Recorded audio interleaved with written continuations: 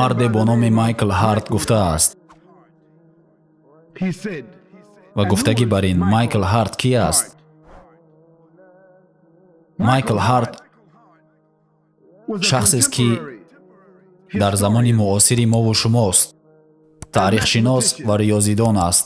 замони ӯ дигар таърихшиносон ва биографҳоро якҷо ҷамъ меорад ва онҳо мегӯянд: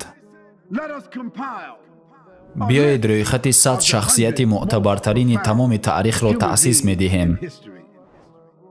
кӯтоҳ карда гӯем, онҳо дараҷаҳо гузоштанд ва онҳо 32 мушаххасоти гуногунро барқарор карданд барои муқоиса кардан, то ин ки 100 шахсияти муътабартаринро ҷудо кунанд. ва иҷозат диҳед ба шумо бигӯям, ки дар натиҷа Майкл Харт чӣ гуфт. ӯ мегӯяд: Муҳаммад саллаллоҳу алайҳи васаллам. ӯ номи Муҳаммадро дар ҷойи аввали рӯйхати худ қарор дод ва ҳамфикрони ӯ чизе эътироз карда наметавонистанд, чунки мутобиқи меъёрҳои барқарор кардаашон ӯ дар ҳақиқат сазовори ҷойи аввал буд. ва Майкл Харт мегӯяд: ман мехостам Исои Масеҳро интихоб кунам, чунки ман насронӣ ҳастам, лекин агар одил бошем, тибқи меъёрҳои барқароршуда ман Исои Масеҳро интихоб карда наметавонистам, зеро Исо алайҳиссалом падар набуд, лек Муҳаммад саллаллоҳу алайҳи васаллам падар буд. Исо алайҳиссалом шавҳар набуд, лек Муҳаммад саллаллоҳу алайҳи васаллам шавҳар буд. Исо алайҳиссалом ходими давлатӣ набуд, лек Муҳаммад саллаллоҳу алайҳи васаллам ходими давлатӣ буд. Исо алайҳиссалом ҷанговар набуд, лек Муҳаммад саллаллоҳу алайҳи васаллам ҷанговар буд. Исо алайҳиссалом ҳоким набуд, лек Муҳаммад саллаллоҳу алайҳи васаллам ҳоким буд. Инак Майкл Харт ва ҳамкорони мутахассисаш гуфтанд: бузургтарин шахсияте ки дар таърих таъсири зиёд расонидааст ва ин дар тамоми ҳуҷҷатҳои таърихӣ инъикос меёбад, бояд ки Муҳаммад саллаллоҳу алайҳи васаллам бошад. ва ин хулосаро метавонед ки аз архиви маҷаллаи New York Times пайдо кунед.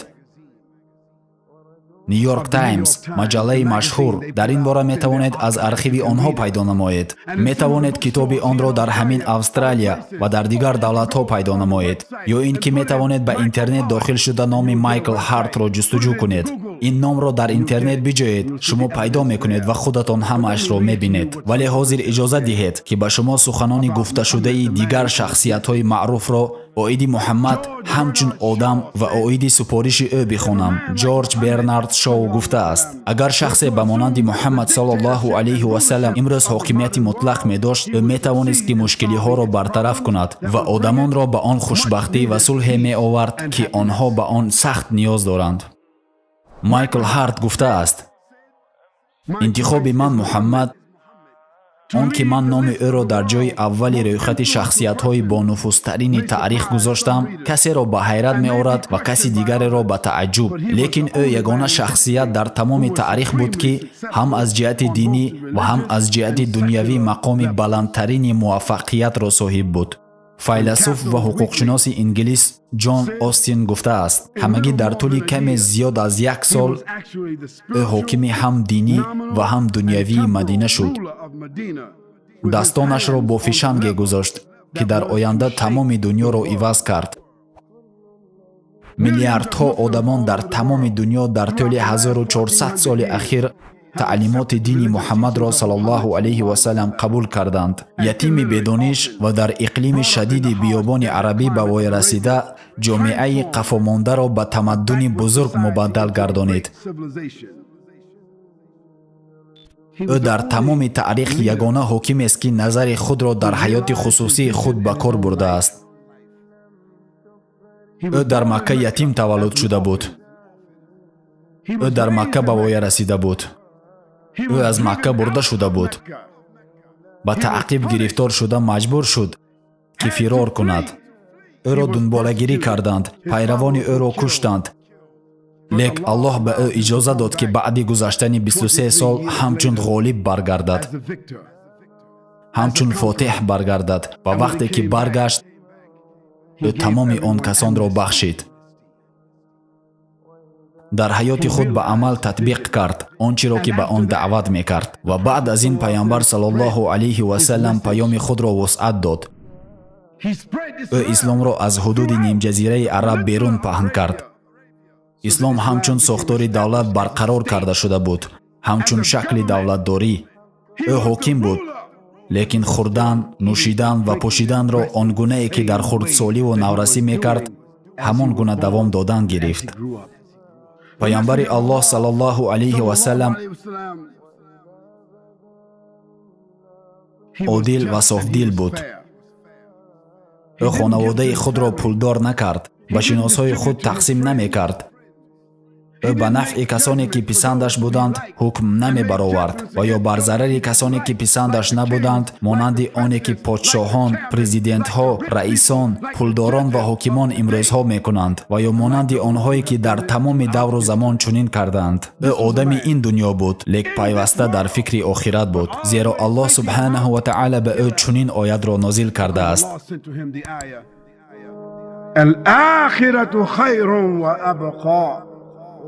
охират, дунёи баъдӣ беҳтар аст барои ту ва барои ҳар нафар нисбат ба он чизе ки дар ин дунё вуҷуд дорад. паёми ӯ ин даъват кардани инсоният ба ибодати офаридагор ва несту нобуд кардани ҳама намуди ноадолатӣ дар рӯи замин мебошад ва барқарор намудани намунаи рафтори инсоние ки инсон аз ӯ пайравӣ бикунад.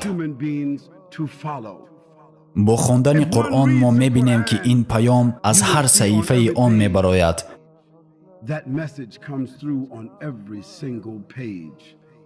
ва ин он чизе аст ки Муҳаммад саллаллоҳу алайҳи ва салламро аз ҳар дигар ҳоким, паямбар, набӣ ва умуман инсоният фарқ мекунонад. паямбар саллаллоҳу алайҳи ва саллам ҳеҷ гоҳ дар тӯли ҳаёти худ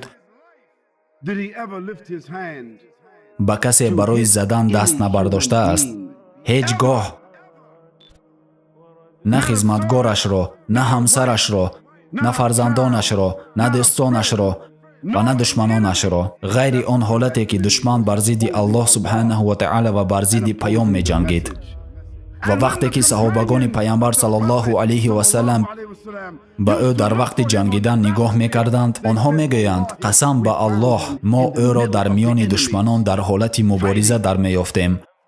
ва онҳо мегӯянд: мо аз ӯ ҳимоя меҷустем, ҳатто мешуд ҳолате ки мо дар пушти паямбар саллаллоҳу алайҳи ва саллам пинҳон мешудем дар вақти мубориза. ана ӯ чӣ гуна мубориз ва ҳоким буд дар майдони набард.